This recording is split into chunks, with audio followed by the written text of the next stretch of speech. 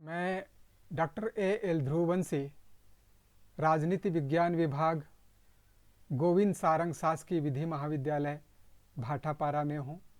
आज BA LLB के 4th semester के तृतीय प्रश्न पत्र भारतीय शासन एवं राजनीति के चतुर्थ इकाई में वर्णित भारत के चुनाव आयोग के संबंध में अध्ययन करेंगे।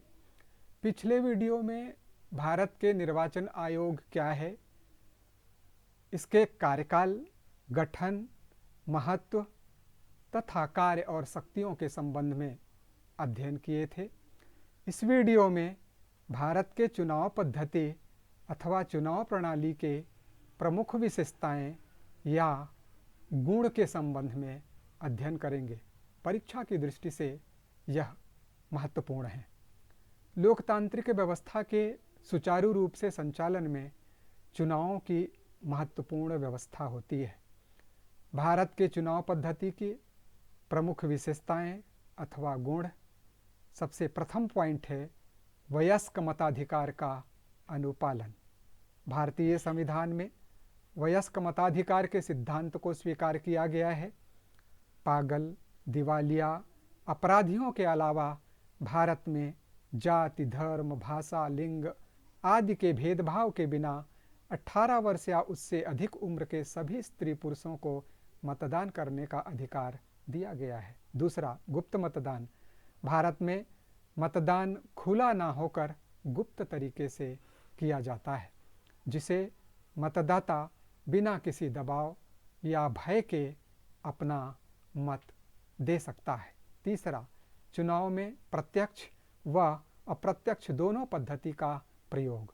लोकसभा, विधानसभा व त्रिस्तरीय पंचायत चुनाव प्रत्यक्ष तथा राष्ट्रपति, उपराष्ट्रपति, राज्यसभा के 238 सदस्यों और विधान परिषद के सदस्यों का निर्वाचन अप्रत्यक्ष रूप से किया जाता है। चौथा, समान अधिकार का प्रयोग। चुनाव में निर्धारित योग्यताएं रखने वाला कोई भी भारतीय नागरिक जाति, धर्म, वंश, भाषा के भेदभाव के बिना चुनाव में उम्मीदवार बन सकता है। पांचवा, एकल सदस्यीय निर्वाचन। भारत में लोकसभा और विधानसभा के सभी निर्वाचन क्षेत्र एकल सदस्यीय है। एकल सदस्यीय के कारण मतदाता और उनके प्रतिनिधि के बीच सीधे संबंध स्थापित किया जाता है। छठा, अनुसूचित जाति व जनजातियों के लिए आरक्षण की व्यवस्था। लोकसभा व विधानसभाओं में अनुसूचित जाति और जनजातियों के लिए आरक्षण की व्यवस्था है।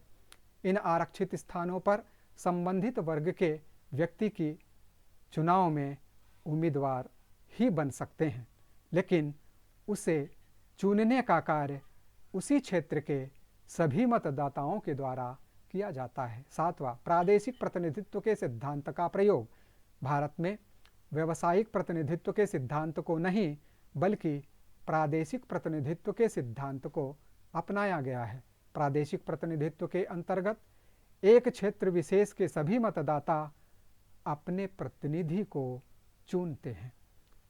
आठवां, ऐच्छिक मतदान। भारत में मतदाता और सभी मतदाता के लिए एक मतदान करना आवश्यक है। भारत में मतदाताओं के लिए मतदान करना बाध्य नहीं है।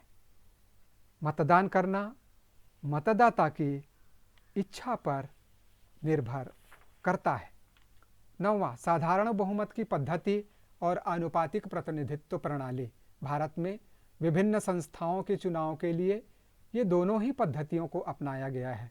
लोकसभा और राज्यों की विधानसभाओं के चुनाव साधारण बहुमत के आधार पर, किंतु राज्यसभा, विधान परिषद, राष्ट्रपति, उपराष्ट्रपति के चुनाव आनुपातिक प्रतिनिधित्व एवं संक्रमणीय मत पद्धति के आधार पर होते हैं। 10वां, स्वतंत्र चुनाव की व्यवस्था।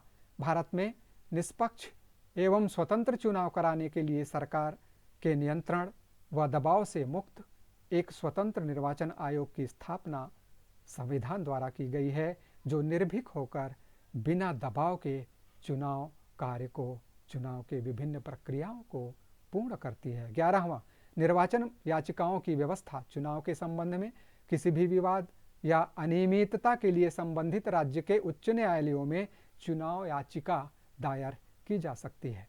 उच्च न्यायालय के निर्णय से संतुष्ट नहीं है तो उच्चतम न्यायालय के निर्णय के विरुद्ध भी उच्चतम न्यायालय में भी अपील की जा सकती है। इस प्रकार भारत में चुनाव पद्धति की विभिन्न विशेषताएं हैं।